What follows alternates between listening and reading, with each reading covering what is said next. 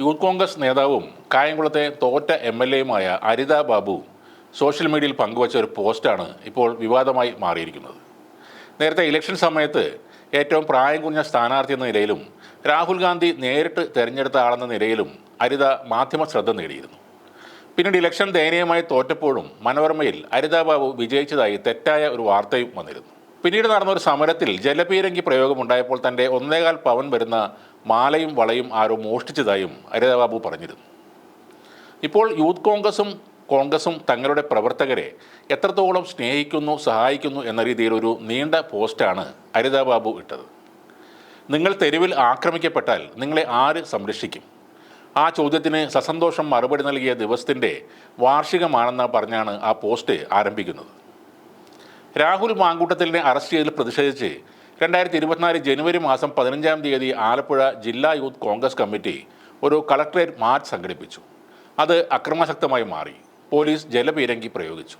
Youth കോൺഗ്രസിൻ്റെ ജില്ലാ general secretary മേഘ രാജിൻ്റെ തലയ്ക്ക് പിന്നിൽ മർദ്ദനമേറ്റിരുന്നു. അവരെ ഹോസ്പിറ്റലിൽ ആക്കുകയും ചെയ്തിരുന്നു. ഒരു ബിസിനസ് സംരംഭം നടത്തുന്ന മേഘ രാജിന് അപ്പോൾ അടിയന്തരമായി പണം ആവശ്യമുണ്ടായിരുന്നു.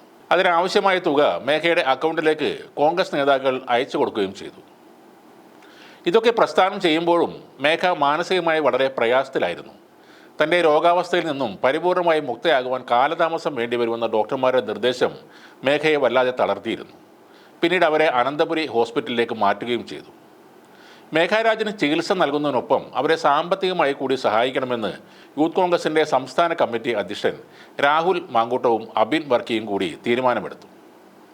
KPCCയുടെ നിർദ്ദേശപ്രകാരം കേരളത്തിലും പുറത്തും പ്രവർത്തിക്കുന്ന പോഷക സംഘടനകൾ വഴി ഏകദേശം 8 ലക്ഷം രൂപ സമാഹരിച്ച് വിവിധ ഘട്ടങ്ങളിലായി മേഘയ്ക്ക് കൈമാറി എന്നാണ് അരിത ബാബു പറയുന്നത്.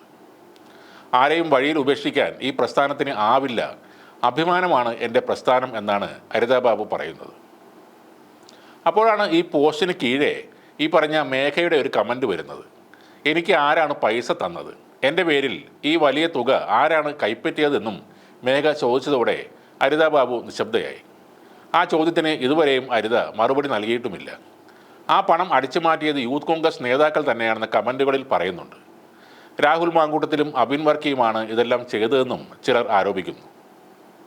പണ്ടേ തന്നെ കോൺഗ്രസിനും യൂത്ത് കോൺഗ്രസിനുമുള്ള സ്ഥിരം പരിപാടിയാണ് പൈസ അടിച്ചുമാറ്റലെന്നാണ് പലരും പറയുന്നത്.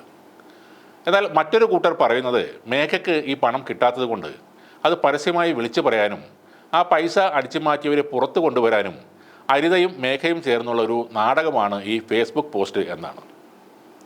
അരിത ബാബുവിൻ്റെ ഈ പോസ്റ്റിലൂടെ സ്വന്തം പല്ലിട കുത്തി നാറ്റിക്കുക എന്ന പ്രയോഗം തീർത്തും അർത്ഥവത്തായി മാറിയിരിക്കുകയാണ്.